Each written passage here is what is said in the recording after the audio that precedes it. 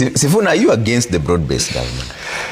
Trevor, I'll repeat what I said yesterday, that there's nothing like a broad-based government.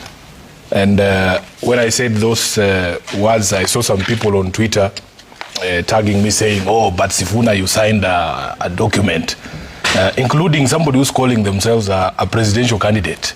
And I just want to tell Kenyans. You mind naming that? He knows himself. There's somebody running around Western Kenya calling himself a presidential candidate. And I am happy that everybody who has declared that they are running for president is being examined on his past, his conduct, his words, and so on and so forth.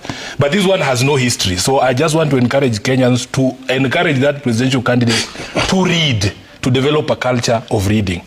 So this MOU, I've brought you a copy of this MOU because it has been 2 months since this document was signed, and a lot of things have been said about what this document is and what it is not. This document does not establish a government. In fact, the first time that the president used these words called broad-based was way back in July. The first time members of ODM joined government was way back in July. It was not pursuant to this document. You know, so there is no government called broad-based government. The government in power is a Kenya Kwanza government led by President Uhuru Kenyatta, not Uhuru Kenyatta, William Ruto. So when you speak about this thing called broad-based, me personally, I don't consider the government of Kenya Kwanza a broad-based government. It is the President Ruto's government. So there are a few things I wanted to address, Trevor. As I've told you, this document did not form a government. Number two, Sifuna did not sign this document. Sifuna did not sign this document. If you look at the signature page of this document, it has two names, President William Ruto and the Right Honorable Raila Odinga. Because I know this document inside out, I was there when it was being prepared. We were very tempted, Trevor. One of the things, one of the provisions of this document, on page 1, it says that this is not a coalition document. This document does not form a coalition between UDA and ODM. I was very tempted to include something that I see. Sometimes when you download a document online, you will see a watermark is put there saying, this is not a receipt. I wanted to put that watermark on every page to say, this is not a coalition agreement. Because as I spoke at KICC, I knew that we were getting ourselves into a perception war, that sometimes people are not interested in the details. But if you read this document and what it provides, it does not establish a government. Government was established in August during the elections in 2022, and the president himself has confirmed to the country that pursuant to, after what happened in June with the protest, he reached out to Raila Odinga to help stabilize his government for the intervening period. And these are things that are there and they are clear. Number two, I saw a report from the Standard attributing certain things to this MOU. This MOU is not what gave Raila influence in this country. Raila Odinga has been a presidential candidate by many accounts. He has won some of those elections. He's a leader of the opposition. He has been in politics for a long time. He has had influence across the country for all these years, and across Africa. He's a very well-respected statesman. It was not pursuant to this MOU that Raila now has influence.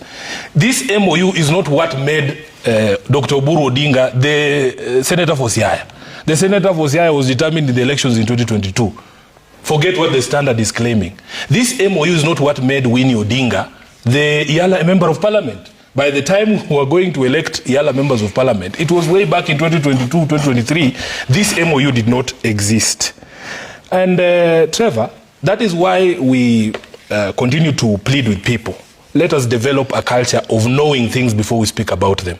As I have said in public, my job really is to make sure that we stay the course. So for as long as this MOU did not establish a government, I am not in that government. I am not in that government. So I respectfully disagree with the sentiments that Oburu expressed there.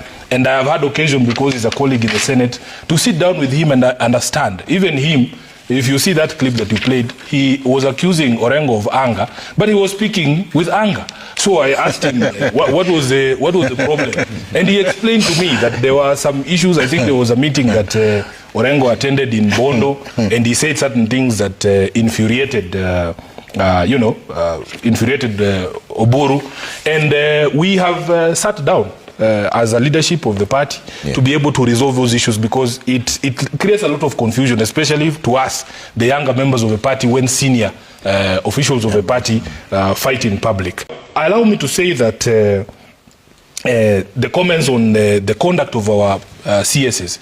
Trevor, if you ask these three senators, the main accusation against former Deputy President Rigathi Gachagua, why was Gachagua impeached?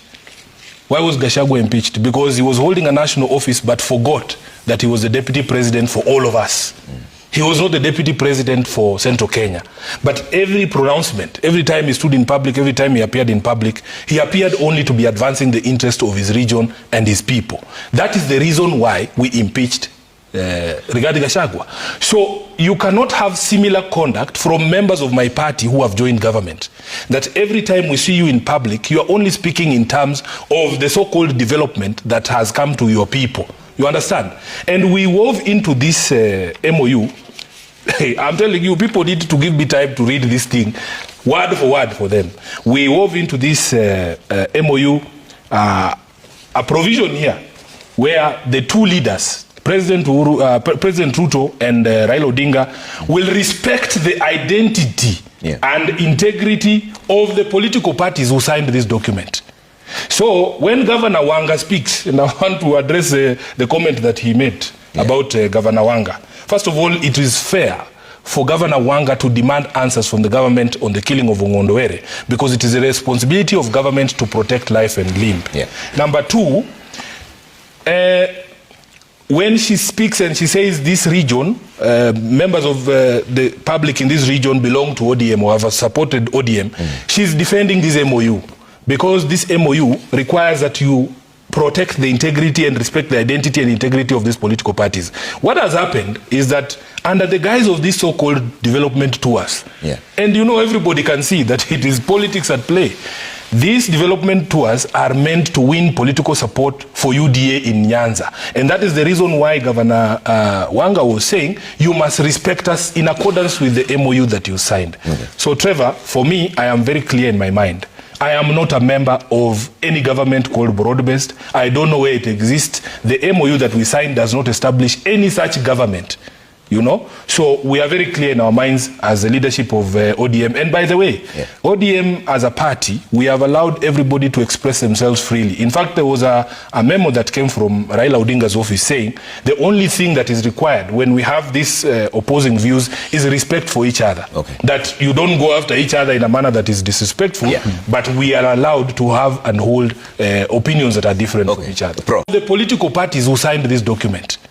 So when Governor Wanga speaks, and I want to address